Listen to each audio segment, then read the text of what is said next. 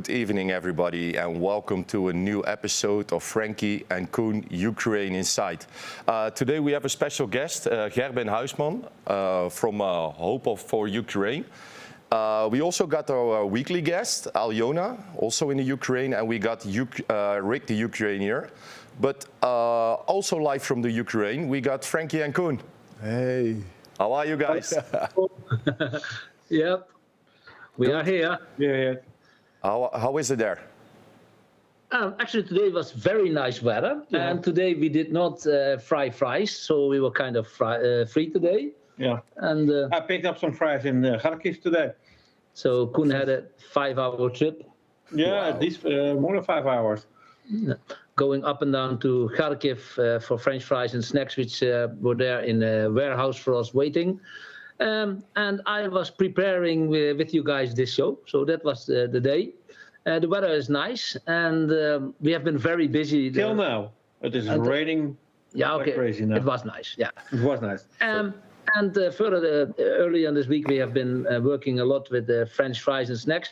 But first, everybody, hello, also from our side. And I don't know if you guys did follow the news a little bit, but we did. Maybe you can show us something?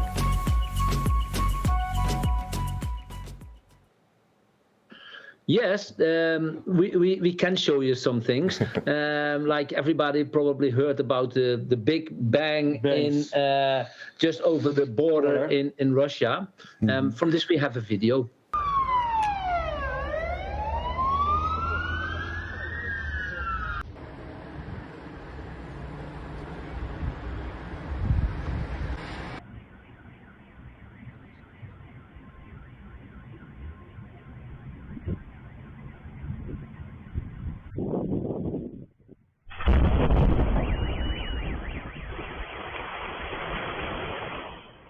Я уже спотела. И взрыв, подпрыгиваю. Думаю, что случилось? Но я не ожидала, что попадет вот именно к нам. Yes, this was a very big bomb coming from a Russian airplane, so one of their own airplanes, and it dropped off, directly above the city, and that was big news today, this week. Yeah, and the reaction from the lady. That's a bit strange because the two countries in war, because you can expect bombs also in your own country. Although this was a bomb from their own side, but the lady in the end of the video, yes, she was very surprised. And actually, I'm surprised that they did not get more, even from Ukrainian side, because everybody knows that from Novgorod, the rockets are going this way. So I think they should not be surprised bombs are coming in. And one day later... Yeah, they find the second bomb. And at that moment, there are around 900 people transported to another location to be safe. Yeah, this bomb has been found on a very dangerous location. So if this bomb went off, lots of people would have been killed. But that's not the only news. Something maybe what has not been so big in the news, but for us was very, very, very strange to see. There's a Russian music star, and he made a video clip. We will show the video clip without sound, and that's on purpose because we don't want to pay for any rights to Russian propagandists. Stars. And what you can see, he's really dressed like Nazi, and that to me is very, very strange. Because they talk about Nazis, Ukrainian are Nazis. Yeah, that's but you see now a guy in clothes that looks like a Nazi. Looking as a Nazi, and that's what they always said about Ukrainian, that they should be Nazis. We've been here a lot. I did never meet anybody who I had a feeling with that he is Nazi or something like that.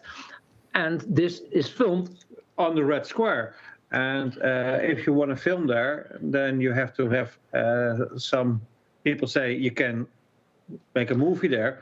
Because they allowed this movie to make on the Red Square with this guy. You cannot get on the Red Square without passing guards and so. So the Kremlin must know about this Nazi-style video. So this was for us a very unusual thing passing by. So, but much more news and bigger news, I think. That's really big, yeah. In Russia is about the mobilization. Now, not only by a letter, what could have been delivered to Ukrainian young guys. Was before they have to deliver directly to the door. And then they could ask young people or people who are in age that they could fight in the war to join the army. But now they have another system. It's called it's through internet, so it's a digital invitation. Like this. Like we have in Holland the DG Day. That's same system. It's called Gozuslugi, if I say it right, and that is an app which everybody has, which they also cannot take off from the phones. They can take it off, but if you take it off, no, they can't. They can't take it off anymore. They changed that. Yeah, actually, we should better maybe look at the movie about the film. Yeah. Now, anyone who does not report to the military after receiving a draft notice will no longer be allowed to leave Russia.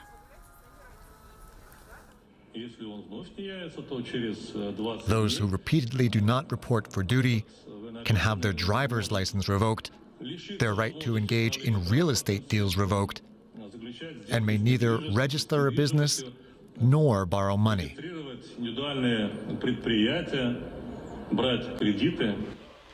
But the most important new feature is that draft notices must no longer be served in person to be valid, as was earlier the case. Other delivery methods are now permitted. Yes, if the people who got the invitation don't respond in less than 20 days, actually they've been taken away all kind of rights, like you can not get a loan from a bank, you cannot buy a house. You can do nothing. You can't drive a car. You can't go to other countries. You're not allowed to travel. And even they can cut your salary from you. Just they really force you to go to the army. Yeah, or you will be a nobody. And nobody means no work, nothing. So that was very interesting for us to hear in the news, which is very strange. But also there was some which we see as good news. Так и вырастите додиками по жизни. Соберитесь, галерка, блядь. Подъем, блядь, надо ебать.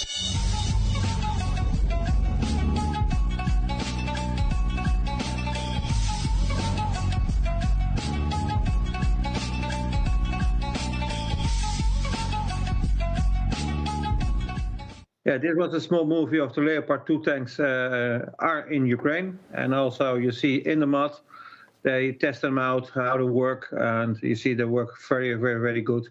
And there was, a lot of begging to get the Leopard 2 into Ukraine for the war. Yeah, they are now. We've seen a lot of tanks this week. Actually, yesterday we were serving fries on a crossroad where all day through we're passing tanks and all kind of military equipment passed by.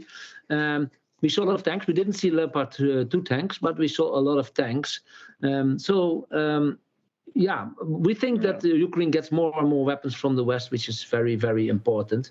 But I meet some guys today on the road. Oh yeah. And I like to. We collect badges. We have a lot of them, and I trade our badge with this one, and it says "Dankeschön" with the Leopard tank. Yeah, these guys are training. I think on the Leopard 2 tank. Yeah, because they took the badge off their sleeve, so they are working with this, and so they are a group working with this tank. So the tanks are here. This is good news. It's a big honor, guys, to get it from the soldiers. Yes, I have a lot, and I think we have probably about 100 now. I'll show you a couple what we have. It's a lot more. You can see them in the videos. And every day you get more. We get more. It says a lot, guys, about you. They like to have our ones. Yeah, they ask. They sometimes really ask for them, and they take off the sleeves already in the beginning. What did you guys think about the news? What we have been mentioning? I just want to ask it. What did you think about it? If you saw the video? Well, I think it's quite incredible that you see how the Russians were trying to keep this war small. just not mention it like a war, but everything in Russia is going to a war industry. You know, nobody can deny that the war is going on, and Russia is getting more and more isolated. And when I look at the other video, when you see the Ukrainian with their tanks, it's like they're getting more and more and more. And I think they're so encouraging for the Ukrainian people that they're not forgetting that they get more tanks, they get more equipment. So that's good news. It's one of the best news, I think. Yeah, absolutely. Because absolutely. It's getting bigger, and if it gets bigger, they can win. Yeah, and I hope victory will be there soon. Maybe before summer. Yeah, that would be great. But can I ask also Koen a question? Because he said he had to take some French fries. How did you do it? Did you like order it by Deliveroo, or how does it? You went to Kharkiv? You just called somebody? Order before. The company is in Kiev, and they have a little storage in Kharkiv. So this morning at 7 o'clock, I go driving to Kharkiv, and there I pick up the goods. Also, our snacks, which have been frozen and which we transported to Kiev. From Kiev, they have been transported with the same company to Kharkiv. So we always have frozen snacks available. A lot of people ask if we can keep them frozen. No, this is the way we do it. Aha. Okay. That's good to hear, guys. But we also have our guest waiting for us, our weekly guest, Aljona.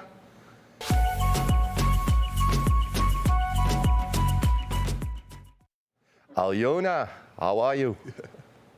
Hi guys, everything okay? Thank you. It's good. Good to see you again. Yeah. How was your week, if I can ask? Still working here, still in Donbass, like Koen and Franky. See Ukrainian cities, we always stay here. But I have some couple days, we have a rest, also see Kiev power. And back here in Donbass, see our Ukrainian militaries working very close to Avdiivka. Today also working in Svyatogorsk, the occupied city, small city. And today also we're seeing what was the last night. The last night, 2 rockets, Russian rockets. Russians sent it 2 rockets to Kramatorsk. Thanks God, everything okay, everyone okay. But destroyed 1 school and some small houses of civilian people. That's why rockets still flying here, Russian rockets. And if I hear you good, there are like it was not like big, and not a lot of people get hurt. If I heard it good, like. No. Everyone okay. Everything okay. Yes. Amazing. Just destroyed the school and some small houses, but. With the people, everything okay. That's good to hear. And did you also went to the front again this week? The end of the last week, we're working with the militaries very close to Avdiivka. We have to understand that we have 2 difficult locations, not only Bakhmut, Avdiivka also. And right now, our Ukrainian army also standing there. We're working with the artillery. And you can see the video, we get it for you. Чтобы точно и вовремя нанести удар по цели, артиллерийские установки стараются разместить как можно ближе к линии фронта. Но поскольку противник обстреливает огневые украинские позиции, артиллеристы в таких горячих направлениях используют мобильные реактивные системи. У нас наша перевага, реактивна артилерія, як ви розумієте, в тому, що ми не стоїмо на одній вогневій позиції. Так, зараз завдяки, що війна йде дуже динамічно, ми мусимо змінювати, щоб, бо в них є засоби звукової розвідки, які зразу засікають, роблять засічки, і тобто хвилин 10-15 и прилетает. У военнослужащих для выполнения боевого задания есть 5-7 минут. Затем им необходимо быстро свернуть технику и отъехать на безопасное расстояние. Повсякденний натиск, тобто вони лізуть, і ми мусимо завжди бути, кажуть, відпрацьовувати. Тобто бути швидкі, мобільні и точні. Артиллеристы говорят, несмотря на свою мобильность в работе с реактивными системами, российские беспилотники часто рассекречивают их местонахождение еще до выполнения боевого задания. В этом случае бойцы либо срочно меняют позиции, либо самостоятельно сбивают дроны. Уже слушаю выходы, входы, дабы знать, дабы скорректировать как-то своего побратима, чтобы он вовремя ушел. Если БПЛА, то пытаемся сбить его, а если же нет, то просто в укрытие уходят. Активная фаза битвы за Авдеевку длится более 2 месяцев, и работа артиллерии в этом направлении необходима для поддержки украинской пехоты, говорят военнослужащие. Ми постійно працюємо 24/7, є настіль, одразу працюємо по ворогу. Тому для нас нічого не міняється. Ми за більшості стримуємо фланги, більше допомога піхоти, не дати прорватися ворогу. Більше ми працюємо на стримання.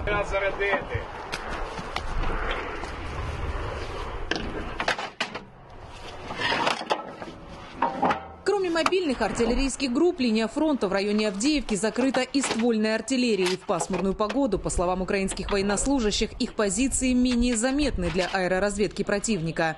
А вот при ясной погоде нужно быть предельно внимательными. Двумя горячими направлениями в Донецкой области по-прежнему остаются Авдеевская и Бахмутская. Несмотря на некоторые успехи противника в Бахмутском направлении, украинские войска по-прежнему контролируют ситуацию и отбивают все штурмы. Недавно був штурм, їх там було чоловік, мабуть, 40. Наших 18 бійців справилися з ними. Навіть відбили їх частину позицій. Ми вже не стояли на своїх позиціях, зараз придвинулися вже 100-200 метрів, вже подивилися на їхні позиції. Тобто ви просувались? Так, звісно. Штурмовые операции при попытке окружить и захватить Авдеевку российские оккупанты проводят ежедневно. Еще минувшей зимой противник сконцентрировал в этом направлении 50 тысяч солдат, но территориальных успехов так и не достиг. Бахмутское и Авдеевское направление, Донецкая область, специально для Фрэнки и Коэна. Aljona, I first want to thank you to make this incredible video for us. And if I saw the video, I think it's really dangerous also for you to being there. If I see everything what's happening on the front. It's dangerous everywhere. You know, in 11 o'clock in the night, last night also was dangerous because boom, boom, and you don't know it. You know, where is the rockets at? What it was, you know. Dangerous in Donbass, dangerous everywhere. Even in cities, deoccupied cities, Ukrainian army, you know, actually, we're just doing our job. We just have to do it, like I always said. Aljona, we did see the eyes of the soldiers, and we saw really the stress and the nerves. And to be honest, one of the soldiers looked really scared. Do you think that they are inside really scared, or do they get used to what they are doing? Because it's extremely dangerous. You mean the guy, the military in the mask? I don't think it was scary. No, because he have always to look everywhere. Franky, sorry. Его задача всегда наблюдать за небом, чтобы не было дронов. Please translate. Yeah, okay, so he was looking in every angle, left and right, to see if there's no drones and everything, because drones is the main thing. If they see drones, then that makes that they have very short time before they have to run. And yeah, I see they have a lot of equipment. And if they move, how long does it take? Because I see a lot of equipment. This is a drone, they cannot shoot them down. How long it takes to get everything out to a new location? Kun umeет там стоит так много вещей, если они быстро должны убежать, как они могут это сделать на 7 до 15 минут? Это очень трудно, так много вещей вести так быстро. They need 5 or 7 minutes to do their job, you know, but they have 10-15 minutes to run away. But sometimes in this video you see, but sometimes they doesn't have this time because they come into the positions when they have to work, and they see the drones and they sit down and going away.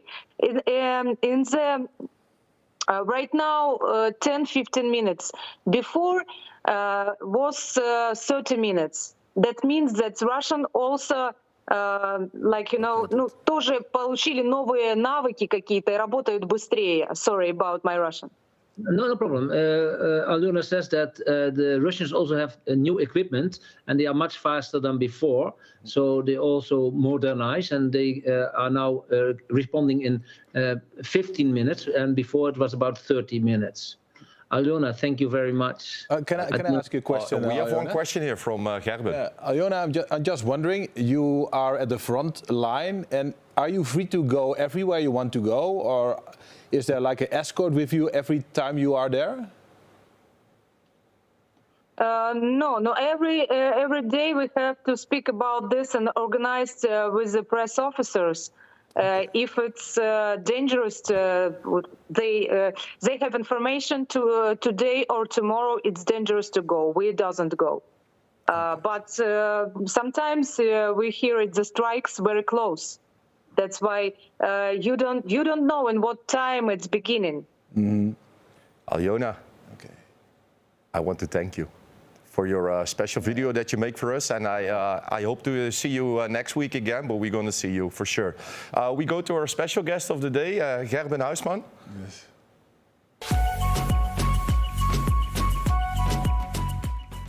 Gerben, we're going to talk about you.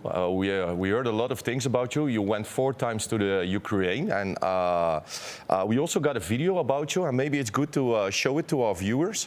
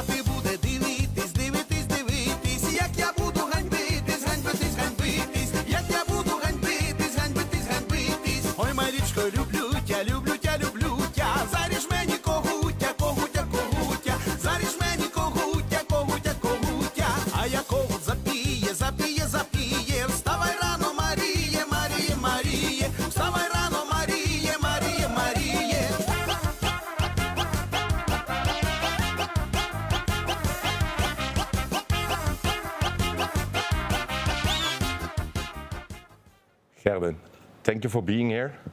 And we saw the video, and it's amazing what you're doing there. Like maybe you can tell us some stories what you are doing there. Yeah, and, sure. First, Yeah, I sure. want to tell the viewers also, you're from an organization. It's called Hope for Ukraine. Yes. And maybe you can explain it, why it's called like this, and what's the name for? Yeah, sure, no problem. Yeah, we just when the war started in February, we just were a couple of guys. First of all, we start from our church, and we said, okay, we have to do something about this war. So we start with prayer meetings and also sending goods, humanitarian goods to first to Romania. And when we were there, we met a couple, Oksana, Ruslan Muts, and they said, okay, you have to go to Ukraine to see what is happening there. And I went with my son and a good friend, Jan Ipma, and we went to Irpin. And we get in contact with the Irpin Bible Church, and they said, okay, what can we do? And they said, okay, there's not a lot of work to do because the city is for 70% is destroyed. So please come over and help. What's the first thought that you was going to you when you saw it? The first thought is I don't want to go to Ukraine because it's like I don't want to be a kind of tourist who's looking for anxiety and looking for strange places to go. I think that the people don't saw it like this. No, but it's when we were there. Imagine it's like the Russians were 10 days gone. And we were in Irpin, and Irpin was the front line to the Russians want to get to Kiev. It's like they landed on Hostomel, went through Bucha, and then they stopped at Irpin. So the city is for 70%, it's like the infrastructure is destroyed. Sometimes it's a broken window, sometimes it's like an apartment complex, it's totally gone. Fully destroyed. Yeah, fully destroyed. Yeah. You saw the children, the people. Yeah, the first time we were there, it's like a city of 60,000 people, and there were only 4,000 people inside. Like a lot of old people? Yeah. Only old people? Or only old people, and military people, and volunteers for the church. Because some of the volunteers for the church, they were just staying there. Yes? I don't know if you guys hear us. Yeah, but we met in that area. Yeah, Borodyanka. Borodyanka, but you were working in Irpin. we see the same situation here in the locations where they have just been deoccupied. You see almost only old people. Yeah. But we were in Irpen last week, and we saw that it's incredibly incredible how much they have rebuilt it. Of course, there also is a lot just taken away, destroyed completely, so you don't see it anymore. No. But unbelievable how much already has been rebuilt. And it's by you guys. Yeah, not all by us, not all by us, but I think we are working on 20 spots right now, and we made tiny houses. We also rebuilt complete houses, and we take out the rubbish and stuff like that. But it's amazing to see how the Ukrainian people, they are so brave and so hardworking, because a lot of men are at the front, a lot of men in the military, and still they are able to rebuild houses. They are able to also work with us, because I'm not a professional builder, but we work with professional builders to rebuild the city of Irpin. And that's so amazing to see. And because, it's like the war is still going on, but the people in Irpin, they also want to live, and they rebuild the houses, they rebuild the places, they have new perspective, and it's amazing to see. Even when the war is on, they still want to rebuild it. They still want to rebuild it. They want life as normally, life is going on like normally. Yeah. And when was the last time you went in the city there? Yeah, I was in the last week of March. I was there. That's also the movie from. We were with 14 people from the Netherlands. Actually, there were 13, and one German guy was also with us. And every month we are going with groups there. Last Saturday there was a group coming back from with 25 people, and 18 people from Zeeland, and the other ones from all around the Netherlands. And next Friday there will be another group. So every month we are sending groups over there, and everybody can join. If you are 18 plus. And you're mentally okay and you're physically okay, you don't have to be a professional builder. If you want to do something, if you want to help, you can help. You can come. Absolutely. So for the viewers that watching us, maybe, absolutely, if you want to help, yes, they can take contact with you if they want. Check on Hope 4, the number 4, Ukraine.nl, and there you can see, and you can also read all the things see some movies that we are doing. So it's amazing, because people from all over the Netherlands are coming with us, and every time when we have like a digital information session, we say the biggest risk that you are willing to take is that if you come once to Ukraine, you want to come again. You want to come back. You want to help the country. You want to rebuild it. Absolutely. I think when you are there, you went 4 times, you told me. I think every time that you are there, you see some progress. Absolutely. Every time you see like a building is coming up again, it's coming up, and you want to do more. When you are when you travel home back, there's something in your mind that's saying to you, "Oh, next time I want to do this. I want to help this guy or girl or woman or man." Or I totally understand it. I have a question also. Gerben, because I see that you do use things there, and we see also that a lot of building materials come from every angle of the world, have been delivered there for free for some people. But how do you guys finance? Where do you guys get the money from? Yeah, that's nice that you ask, because everybody who's coming with us, we ask, okay, try to collect 1,000 euros. And for some people, it's very easy, they look at 3 friends and they have like 4,000 euros. Sometimes people come and they don't have a lot of money, they don't have a big network, and they take up less money. It's not a problem. We say, just try to collect 1,000 euro.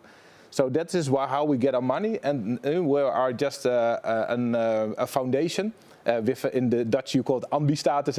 So people can also give people money, and we get money from churches, we get money from just random people who heard something about us, or people from our network. So it's amazing that the money still keep on going. And for example, in January there was a teacher with us, and the teacher, she collected money because all the kids, they were running, it's like a sponsor run through the school, and they collect like 8,000 euros. That's a big money. That's big money. And the people from Zeeland, they just did all kind of stuff. They sold hamburgers. Sorry, no French fries, but hamburgers. And they did on the. Guys, it's okay. Guys, maybe you need some help. We can ask the children. we had once we went in Borodjanka. I had with me Nick and Tanya, and they helped in the make French fries. And that's also, it's also so... It's one big community. With all the guys that are there and want to help and want to do something, you always find each other. Absolutely. Because and for the Ukrainian from the Netherlands and for the Ukrainian people, it's so that we came and that we still are coming, keep on going. Yeah. It's like they recognize the Dutch number plates and they wave at us when we're in the city. Like heroes. That's not the point. Yeah, the point is that for them you are heroes, believe me. Yeah, but the because point you have no reason to be there. Yeah, and sometimes that's the reason they think you are a hero, because you're coming there, you want to help. Yeah. Well, that's sometimes what they say, but it's for us. It's also encouraging to go there. If you see the strength and if you see the power in their eyes, that they won't give up. They keep on going, and it's so for us. It's inspiring for me to see all the people are working there. The people are still going on.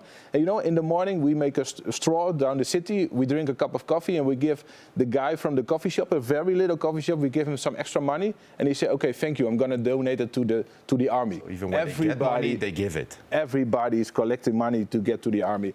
When we were there in the summer, it's like the babushkas. They were making camouflage nets. They were making it. And there were like ladies from 70, 80 years old doing it every evening. So everybody is involved. Yeah, we did see that also. I've seen that in Airpin. Yeah. In the university on Airpin. Yeah. Inside. I've been there inside and I give them some candies and some cookies. Yeah. And they're really, really incredible ladies. Jan, do we get some incoming questions today, or? I'm gonna watch for you. I got a question. Gerben, how long you still want to do it? Even after the war? Or, absolutely. Not only when the war is going, but also after the war. Absolutely. So you want to try to build... Yeah, we're now just working in Irpin. We're also looking at different places where we can work. And because we are coming with Dutch people, the Dutch government said don't go into Ukraine. Even if you have the best intention, don't go. So we are going to Ukraine, but we're going to a safe spot. In Irpin, when the Russians went away, no shell, nothing hits Irpin anymore. But we want to go on, and we want to go further into Ukraine. And I hope the war will finish very soon, and then we will try to stay and get more and more people to Ukraine to rebuild all kind of places. It's amazing what you're doing there, and also with the organization Hope for Ukraine. And I also want to thank you for the nice conversation that we have. And we're also going to our next weekly guest, Rick from the Ukraine.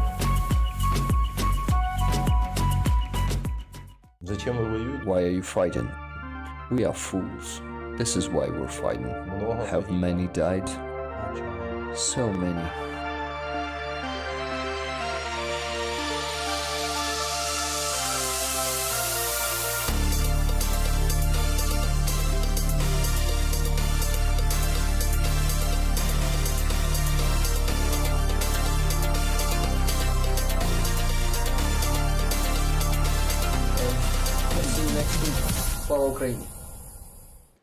Rick, good evening. Welcome Hello, to see you again. How are you? I'm great. Hi, Franky and Coen. Hi, Jan. And hi, Gerben. Nice to meet you. Yeah, nice to meet you, Rick. How was your week? Did you saw something special or something what reached your attention? What's happening in the Ukraine? Well, actually, there were a lot of things happening as usual. You know, this war is very dynamic, very fast-paced, and everything is changing every day. But I guess the biggest, for me, first news I've seen this week was the Patriots are finally coming to Ukraine. Yeah. And if I'm not mistaken, this is the system from Netherlands, actually. So we guys are blessed by your support. Thank you so much. U.S.-made Patriot missile systems from Germany have arrived. That's right. Kyiv has been pushing for these systems, saying it will help boost their defenses against Russia in the air. These missile systems are just the latest contribution from Western allies. Other aid includes tanks, artillery, and fighter jets as Ukraine prepares for a potential counteroffensive. Rick, it's also good to see that every country in Europe or over the world still sending weapons and the protection gear to the Ukraine, that Ukraine win the war fast. We hope as well. Actually, you see, this is a defensive weapon, which we also need very much and needed for the last half a year when Russia, especially when Russia started rocket striking us every week. And Patriot systems are really good systems, like one of the best in the world. They can actually hit the missile rockets, not like the other systems who only can strike planes and drones. These ones can even took out the ballistic missiles. Very important, very needed. Actually, Rick, just in the moment when watched your video about these Patriots, we heard a quite loud bang just a few seconds ago. But we have been taught how to hear if it's outgoing or ingoing. It was a defensive missile, so it was an Ukrainian defense system, but we just heard. They told us when you hear bang, then it's going out. When bang is loud and there is no movement, you don't feel anything moving, then it's outgoing. So this was outgoing, which is good. And ingoing, then the windows are vibrating, and they just explained us here in Svatogirsk now, and we hear them quite often here. It was but okay, it's the Patriots. Sorry, we were a little bit distracted because of that. No, it's actually super awesome that you told us your experience, and I've had that experience too.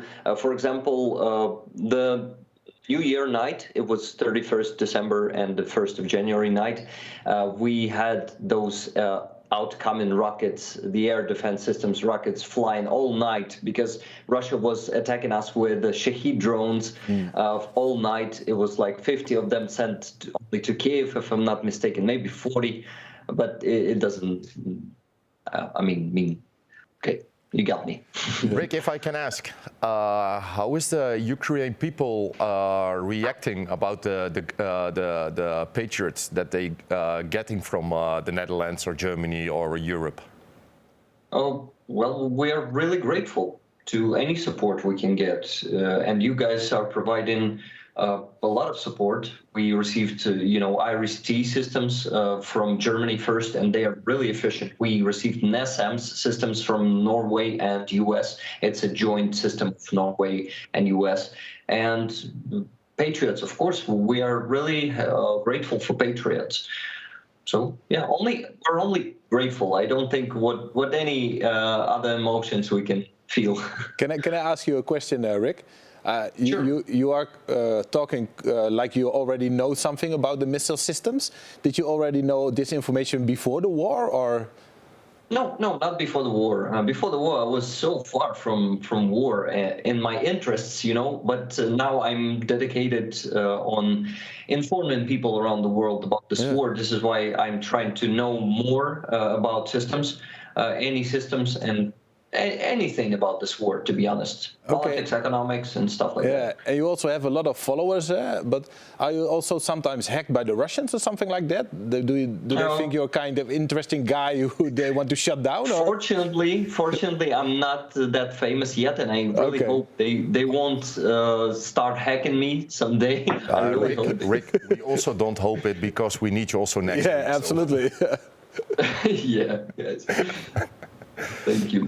By the way, before we go to the next one, look what I've got from Franky and Coen. Great. Unfortunately, I don't have any, sticking badges, but I'm gonna put it in here, and it's gonna look a bit, Maybe you have to wear our T-shirt also. Yeah. Rick, you gotta give it to me first. Rick, believe me, before you know, everybody in Ukraine got him. Believe me. Oh no! They're very limited. We have only 200. We have only 200 pieces, so they are very limited. So no, it's very special if you have one. I think they're going to be high in value in a few years. Nice. I will keep it and won't give it to anyone before it costs more.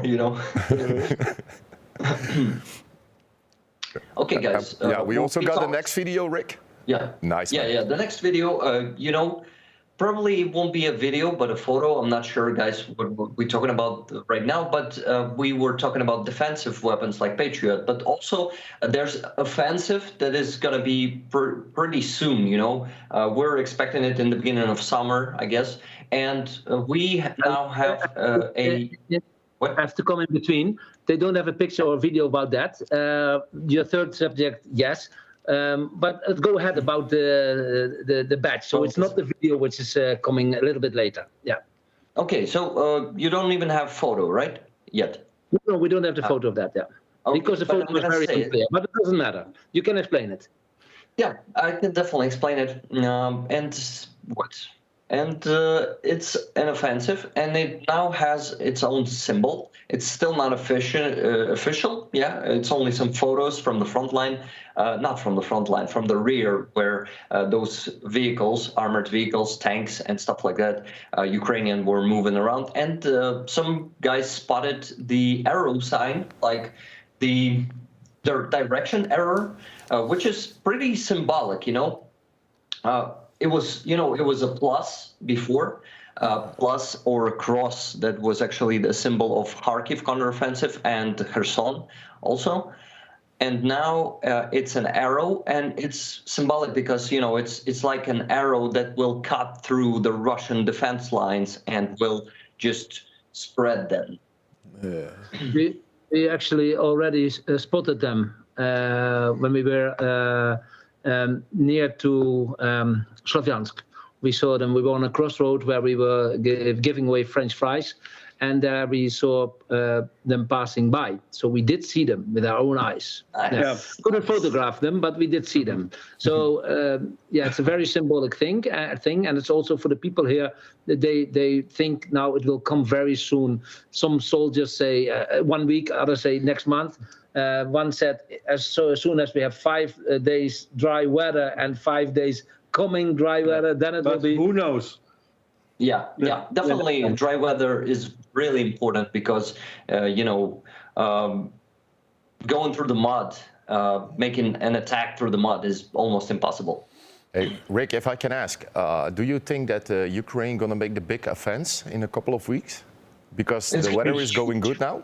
Maybe? I think it's going to be huge if the word big was the key word in that question. Yeah. Yeah, the big offense. We are waiting for it. Yeah, it's going to be big, I'm sure of it, because there's a lot of tanks been provided to us by the Western partners, and your country is one of them. Thank you so much for Leopard the second. Together with Denmark, you're providing us with 14 of them, if I'm not mistaken, right? Yeah, right. Yeah, so this is going to be something huge. I mean, do you know Kirill Budanov, the head of Ukrainian intelligence agency? Oh, I didn't hear about him, but you're going to explain me. Yeah, he's very famous and important figure here in Ukraine. He usually gives us some, you know, he knows most of all in Ukraine. He's the head of intelligence, so he knows the data no one knows. He even knows something better than Putin knows about his own country and army, you know. Mm-hmm.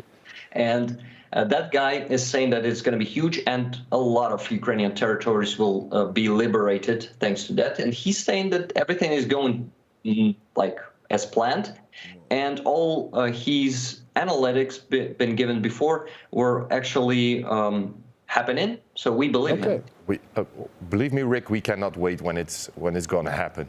But Rick, we also heard that you have a video about Zelensky. Yeah, Zelensky's been to Avdiivka this week. It was really badass from his side, and he visited it. It was like a point from like 3 kilometers from the very front line. He was really close to that. Let's watch the video. Пане президент України Верховний Лакомарович, особливо склад для нагородження виш. Командира туди не збирав концу.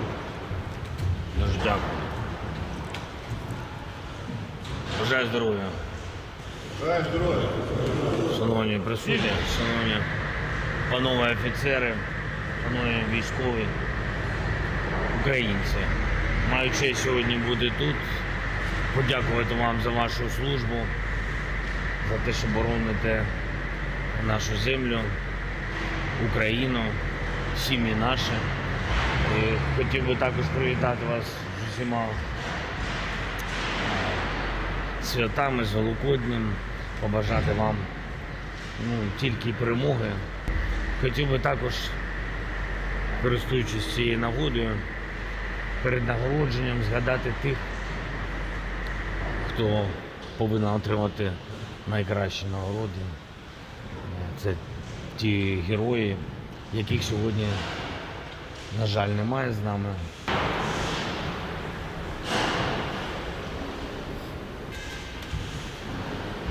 Світла пам'яті. Указом Президента України за особисту мужність, самовіддані дії, виявлені у захисті державного суверенітету. Андрій, вітаю вас. Дякую за Rick, I saw the video, but first I want to say that Zelensky, I have a lot of respect for him to do this. That he went to the front, but is it not also a big risk that he is taking, or he take to go there? Yeah, I guess he's taken some risk, but as you can see, he wasn't even wearing a body armor. Mm-hmm. I don't know, either he's that brave or somehow our military just was sure that he's going to be fine, like made sure, made some precautions and made sure him to be safe. But this video gives the people in the Ukraine so much strength. If they see that their own president is going to the front and talking to the soldiers face to face, and there's nothing bigger that he can do than this. Yeah, it's really encouraging, seeing your own president going almost to the front line. Like, not almost, 3 kilometers is actually pretty a front line, right? Absolutely. And what is nice, really him. It's not a stand-in. It's really him.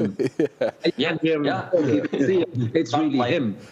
And not like that evil guy. You actually told me that, I knew it too, that Putin was visiting this week some occupied territories. And how far was he from the front, Frankie? Do you know? I don't know how far it was from the front, but I know that he said something like, they claimed that it was after the Eastern, but in the video he says it's almost Eastern. So again, the story was not true. Yeah, it's just the usual Putin when he's going somewhere where is actually he's not there. They are staging everything. Everything is not true. Everything is just staged with some staged people who just playing their roles and actually being his bodyguards and pretending to be some civilians, He don't have the balls to going. It's Putin. Yeah, but in March, when our group was in Irpin, Zelensky also went to visit Bucha. And, like you heard it all through the city of Irpin that, the president's coming. It's like when he's going somewhere, it's like the people get new energy. And it's so amazing to see how he's a real leader of your country, and that he is... that also the people are so looking up to him and want to be with him, and that's amazing to see. You even see the Western leaders; they all want to, on the picture with Zelensky. It's like he's the new hero defending our democracy values. Yeah, I think if we meet him, we will give him a badge. And on the picture. He's actually gathering them just like you, Franky and Coen. Yeah, kind of. So we can switch them, and I think his badge is worth more, but we give him the fries and the stuff as well. Yeah, I actually wanted to say, to answer to Gerben, that Zelensky, we're actually really happy to, lucky, not happy, but happy too, lucky to have such a president during the war, during the full-scale war, because some presidents that we had before, I'm sure that they won't be that brave, and they won't be such an inspiration for our people and for people around the world. Yep. So Zelensky is a perfect match for this role, especially during the war, and I guess best during the war. Yeah. Rick, I want to thank you for being with us again this week, and we're going to see each other next week again. And we go now to our founders of the show, Franky and Coen. First, thank you very much, Rick. Yeah, bye-bye, Rick. Bye, guys. Slava Ukraini. Slava Ukraini. Franky and Coen, the founders of our show. How are you? They're good. They're good. To be honest, we're not really in Ukraine. We are in the Van der Valk Hotel in Vught. You're also here. Why are you not here? No. Guys, yes, how was your week? Tell me something, or how was it? Very busy, very tiring, heavy, but very interesting. Yeah, and a lot of people make happy with our French fries and our children. I just want to ask, Coen, did you saw a lot of children laughing again? Yeah, but yes, because actually there are quite a lot of children here now, because it's like a holiday time now, and some parts where we have been, they see them as safe, so the children are allowed to come back. So we saw a lot of children, and children are the best, of course, because they're always happy. They're happy, and especially the big job with chupa chups, they called here, lollies. Yeah. They see it. You give them one, and they give a smile. And some are, I would say that, a little bit shy, but yeah, the lollipop. We have seen a lot of children, and we made them happy, and we see also that a lot of adults get very emotional when they meet us. Somehow they get emotional because they feel the support. We also have been emotional actually in the beginning of the week when we were not here, but we stepped by in Irpin, and maybe Gerben knows more about this than we do. But we have a video from when we were in Irpin early in the week. Dit zijn allemaal auto's die of beschoten zijn of gestaan hebben bij gebombardeerde woningen en dergelijke. En als je daar kijkt, dan zie je dat er bloemen opgeschilderd zijn. Flowers voor hoop, zeggen ze. Maar je ziet scherfgaten, dus van granaatscherven. Flowers for hope heeft iemand geschreven. Actually, the story I say in the video is not true. At that moment, that was really what we thought, but we found out later that all those cars have been actually been in one event been damaged like this, and people have been killed. Maybe Gerben knows about the Bridge of Death, that's how we call it. And these people, they were trying to get out of Irpin, and they were promised a gateway, a green corridor. All those people were lined up on a bridge and near a bridge. Yeah. And when they were on the bridge, they have been checked, and only, however, been heard, 8 to 10 cars have been let through. And all the other people from all those cars which you saw, all of them have been executed. Not only grown-ups, children. But guys, how was your feeling after you heard the story? How was your feeling? You saw it in real, and after that you heard a story about it. Cars, and after the story, already when we didn't know the story, when you saw the cars was already. You see the bullet holes. You see the grenade.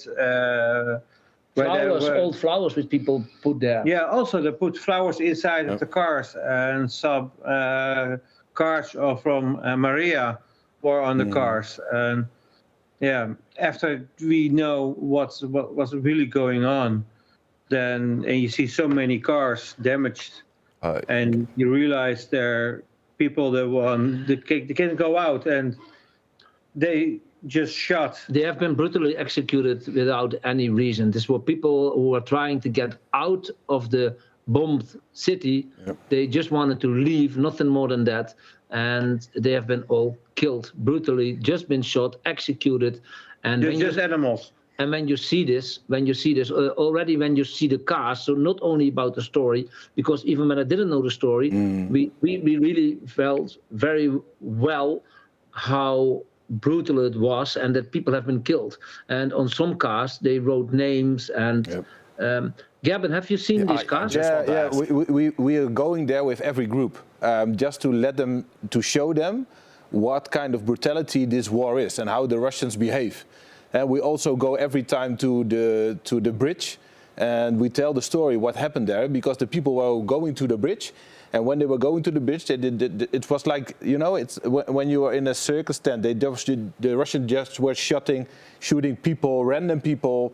Just people who don't have any military background, who are no military, just, you know, like you and me. If we go to the beginning of our show, we saw the video about the Nazis. Yeah. But if you tell me this story, it's totally Nazi what they are doing. It's definitely, you know, because we went to Bucha. Everybody heard about Bucha. We went to the first mass grave where all the people were found, and we spoke with Anatoly. He's a chaplain in the military, and he told us that when Bucha was occupied, they said to the Ukrainian people, "You can go out with a white rope on your arm.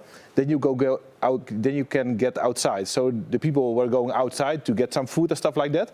And there were a lot of checkpoints. And when they crossed the first checkpoint, they heard that the Russians said to the people on the next checkpoint, like 300 meters away, they said, "Okay, they're coming. Just shoot them."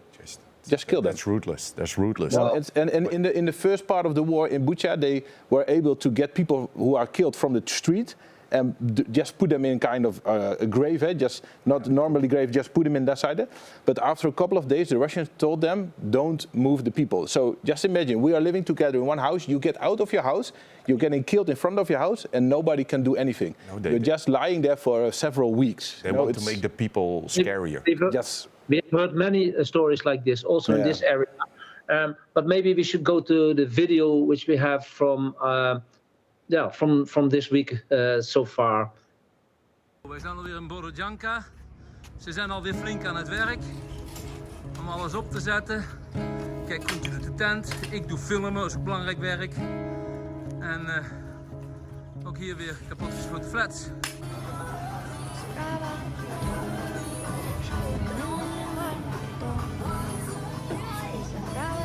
Приятного аппетита! Згадай, з якого я плем'я, пригадай, з якого міста. Я чекаю на своїх героїв. Мені просто нема де сісти, написати свою промову. Even om aan te geven, wij staan hier dus nu, op dit moment. We lopen even naar achter, dat heeft zij net hier gezien, hier vlak achter. Is er een kettingslagen. Onderweg naar hier hebben we er echt heel veel van dat soort kraters gezien. En ook heel veel beschadigde gebouwen. We zijn nu gezellig aan het bakken in Majaki. Koen, gaat ie goed? Wat goed? Gaat ie goed? Kom erin. Nou, klein dorpje.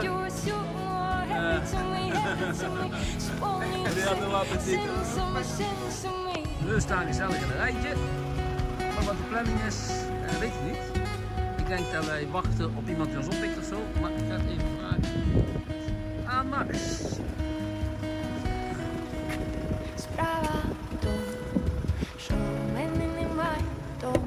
Какой нам план? Сейчас нас приедут, встретят и проведут. А, когда будут? Пару минут. Как ты могли звонить? А я пока была связь, еще позвонил.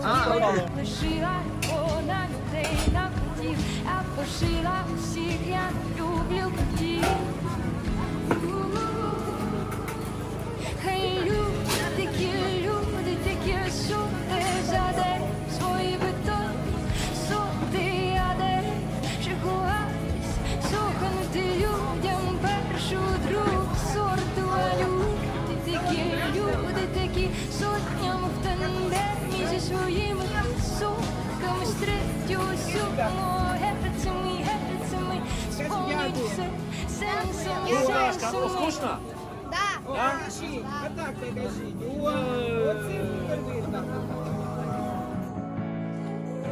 Koen, wat zijn we doen? Frietjes bij me. Die zijn wij aan het bezorgen richting militairen.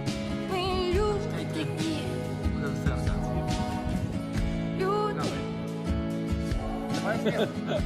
Будь ласка.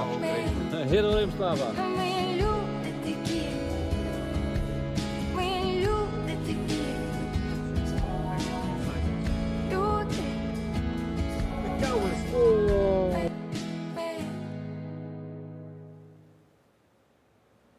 Ja, dit is eigenlijk een klein samenvattingje van onze... Oh, sorry, this is... sorry. Yeah, you don't speak English anymore? Lost it somewhere. A short version of our week, but the last few days are not included because we are not allowed to show more videos which are younger than 2 days. That's just to assure militaries, because sometimes we film militaries and everything, so we always have a delay of a few days. But we recognize... I see the video, and of course it's almost 1 week ago in Borjanka. But I remember just the faces. Oh, this one that was smiling, or they were shy, or yeah. Guys, we get a question from the viewer. You see all the things, and also in the video. Emotionally, is it you can handle it still after seeing all the things that you're showing us on the video? Emotionally, you can handle it? There are some moments that, I'm quiet. This week 2 times I just take a walk and to clear my mind what I see. You see the tears in somebody's eyes. You see children. You have to give it a place, because otherwise I think you're going to make yourself crazy if you don't give it a place. If you don't do it, then you're going to cry a lot. You need to talk about it. This is also why we will make this program a few minutes longer than actually planned, because if you talk about it, it helps. And we see a lot of things. Not everything we can show. A lot we can't show. Well, Gerben has seen how the situation was in Irpin and Bucha. But if I tell you that in the town where we are now is more than 90% of the buildings damaged. And a lot of the buildings are not only damaged, but completely destroyed. And also, if you drive here and you see somebody, that's incredible, because there are, I think, 500-600 people in the city still. And the rest is gone. If I give you an example, we have found a nice hotel which is reopened. They have actually 55 rooms, but 15 rooms have been redone so they can use them. But only here in the garden from this hotel, 3 rockets have been exploded, and more than 9 hits from artillery have been hitting different buildings from this hotel. And this is only the size of a football field. Yeah, something Not like bigger, that. is it? So, and if you drive around here, you see the hits everywhere. We have been interviewing an old man, and we're going to show that also at some point, probably in our show when we are back in Holland. We've interviewed him. This old man, he has been staying here also during the occupation, because 90% of the people left. Now about 30% have come back, so still 60-70% are not here. But you see in his street, there's only 2 or 3 buildings left, and the rest is... What you can say about left, there are damaged really. Everything is damaged, but they are still possible to live in. Like his house has also been damaged. The roof is damaged a lot. All the windows were broken and some parts more. But he survived there. And he also told about the brutality of the Russian people here. So it's here the same. There was something special about the house, what I see. They put little carts. I have also one in my car for traveling. That's a figure with somebody on his shoulder to travel, to be safe. And but he have similar cards from Maria put on his window. Yeah, some protection. His wife is sure. She said that these religious cards have been protecting them. Maybe it's true, maybe it's not, but they believe that, and they are afraid, but they didn't leave. And we met a lot of people who have been in similar situations. Yeah, that's amazing. I also heard so much stories about old people. They didn't want to leave. They said if the Russians come, they just come, but we're not leaving. We're not leaving our hometown, our house. They just want to stay. That's amazing.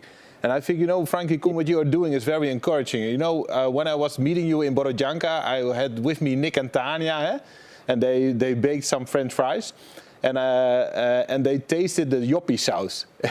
I don't know if you remember it. It's good that you say this, because I also get a question from a viewer, Martijn. He's asking, do the Ukraine people love the Dutch mayonnaise? The yoppie sauce. They love the mayonnaise, but it's, let's say, 80% ketchup, 20% mayonnaise. The other way around, like in the Netherlands. Yeah. So I think Netherlands are typical mayonnaise-eating people. I think most of or special sauce, mayonnaise, ketchup. But they also like the yoppie sauce? Yeah, they did definitely. So they tasted the yoppie sauce, and then one of you said, okay, just pick up something from the truck. And I came back with the whole bucket, you know, you remember? And we gave them the whole bucket. She's like, oh, no, okay, I can't take it. So she said, okay, I'm going to take it, but I'm going to feed all the neighborhood at my house with the yoppie sauce. So say a lot of the people, they share, they do, and everything for the country. You know, everywhere we are working, we work at places where the houses are totally destroyed, and the people live like in a tiny house or in just a small cabbage. And when we come in, they first say, okay, sit down, drink coffee, and after 1 hour or 2 hours, they say, okay, come in, and we have to eat with them. You know, they have less, but they still are giving so much. The last thing that they got there, they want to share. They want to share it. I also get a question from Toon. The question is for Coen. Are you inspired of all the positivity vibes that you got? Yeah, that's one thing. And the vibe was already at the border from Poland, Ukraine. At that moment, I never did work like this, and I get so much inspired that we're still doing that, and it's the 11th trip, and I don't want to stop anymore. I get more energy. You can't get this feeling when you're working in the Netherlands. And if I can interrupt, that's also Gerben was telling in the beginning. You get addicted to do it because you want to help everybody, the people. Not addictive. No, it's not addictive. You know, it's like when you go there. Of course, you can help, and you inspire the people over there, and you encourage them. But you get so much in return, so much love, and so much inspiration that you want to come back again. And it's like, you know, when the connection is, every time we go back, we have to take some presents from Ukrainian people to the people from the last group, because they know somebody, they keep on texting, keep on calling with each other, say, okay, bring something present. So it's like we bring in people over there, but also we like a special delivery sometimes for gifts from the Netherlands to Ukraine and back from Ukraine to the Netherlands. That's both countries want to share. Yeah, definitely. We already know for the following days. We don't know what situation we will get in. We don't know where we get exactly. But we know that every day here is going to be very, very special and very rewarding, because you see so many emotional people who are really, really happy that we are there. Not for the food, not only for the food, but for the support they feel. And it's unexplainable. Gerben, we can't explain it to other people how it feels. No. It's impossible. But if people go with us, if somebody does something here, then he gets this feeling.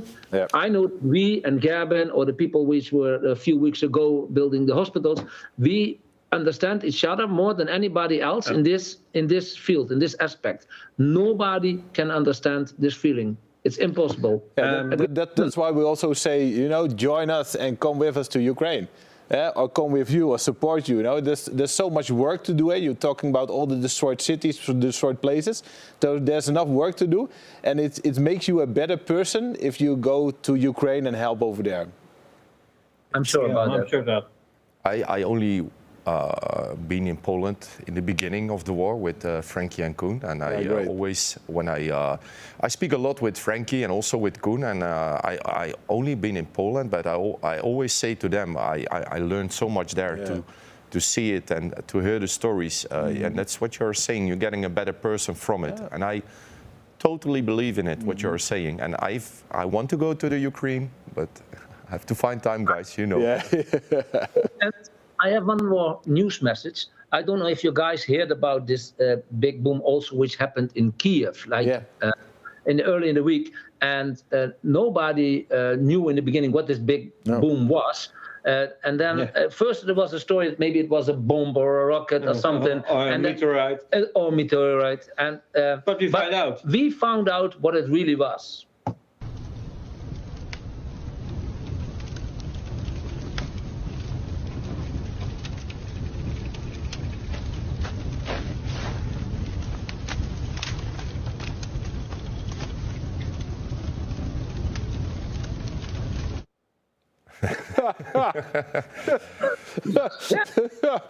Franky and Coen. Did they like your French fries or not?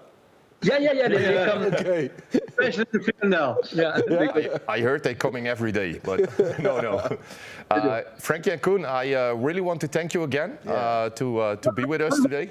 One moment. Did you practice last week in catching? Yeah, I know I was not the best one, but I'm gonna try maybe this time. Okay, so we have it here, and it's very easy. You have to catch it in 1, 2, 3. For you. Wow. That's great. Oh, thank you very much. Thank you very much. I really appreciate it. It's great, guys. I want to thank you from this side. Right. Jan will end up... Franky and Coen, I first want to thank you for being with us again. And I heard that you going to be here next week by yourself in the studio. I'm not sure. No. It's less than 50% because we still have a few days working. So we don't know exactly when our snacks are finished.